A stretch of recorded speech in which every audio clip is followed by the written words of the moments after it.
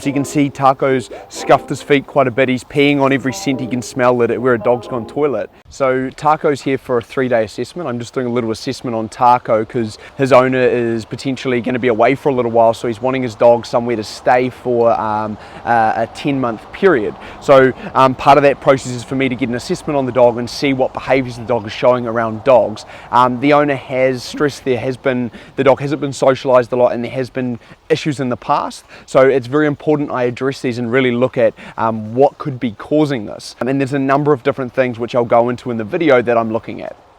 One thing with bulldogs like this is I tend to find they have a lot of trouble sniffing dogs and correctly greeting dogs. They're a very tenacious breed and they have a very short nose which limits their capability to take in scent. So that's something I'm really going to look at, is how the dog's taking in scent, that initial interaction with dogs. Is it using its eyes too much, and how is it reacting when it makes eye contact with dogs?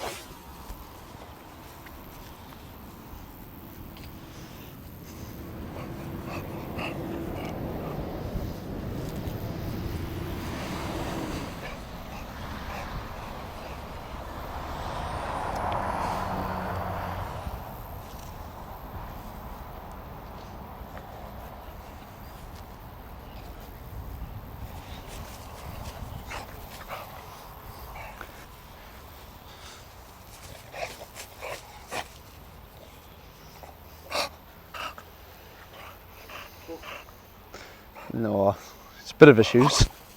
The second it makes eye contact. Yeah, but it's soft. Yeah, it is soft, but it's very reactive.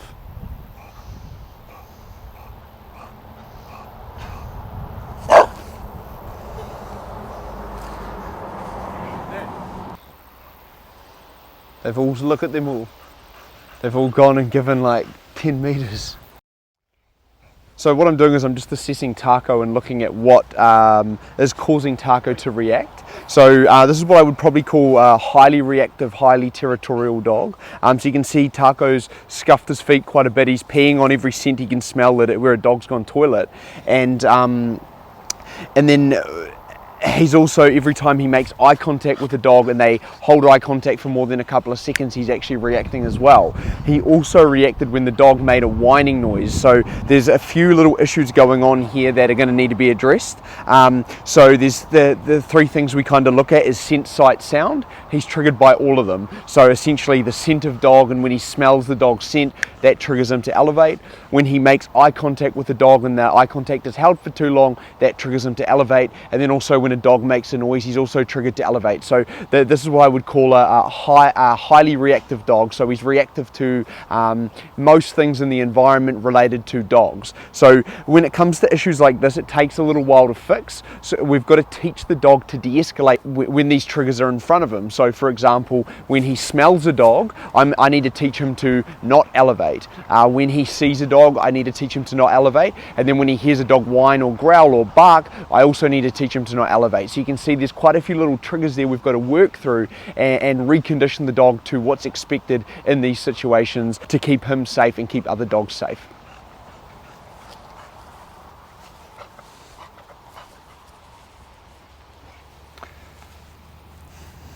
So when you're dealing with something like this, one of the main things we need to take into account is creating some form of communication. So currently with Taco here, I don't have a lot of any way to actually communicate what's expected. So one of the easiest ways we can start to set up a communication system is through obedience training. Something prior to doing obedience training, we want to look at how we're living with the dog and our relationship with the dog in the house, because it all has an effect on the dog's behavior in this environment. Some feedback I could straight away give to the owner would be creating a management system in the house, changing the way I'm dealing with the dog in the house, and changing my interaction with the dog. So I want to make sure every interaction is structured. The dog has to work for every bit of affection. The dog has to work for every bit of food, and everything is very structured in the house. The dog's off the furniture. Small things like that are going to make a massive difference. The next thing, like I said, we go into our obedience training. We need to look at communication through the lead, and then building that communication up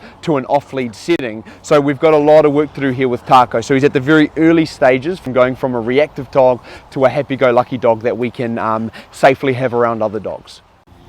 So one thing you want to take into account with him here is just his demeanor and his body posture as he walks. So every now and again he'll kind of get his swagger on as he's walking, so he might see a dog or he might smell something and his body posture will change slightly and the way he moves changes. And little things like this you want to take into account when you're working with a dog like this, because that's your early warning sign. And one of the biggest things is looking at, a lot of people say their dog is unpredictable, but there's generally some form of warning sign we can find that's going to give us the key of when the dog's going to react. So with this little fella here, he goes from following me nicely for a second to sniffing on scent and scuffing. That's the first sign he's starting to elevate. So if I can start to, now that I've figured that out, if I settle him down before he actually gets to elevate, he's going to become a little bit easier to manage. So that's why we talk about in dog training is not letting the dog pee up and down the street, because the dog's going to start to claim that territory. So that that weeing will create more territorial behavior in the dog, so the dog's more likely to react at the front door, behind the fence, and when it sees something down that street. So that's something to take into account to bring into your walks. So once again, here he's about to start scuffing, so I get him moving, and that gets his brain moving again, so he stops claiming that territory again.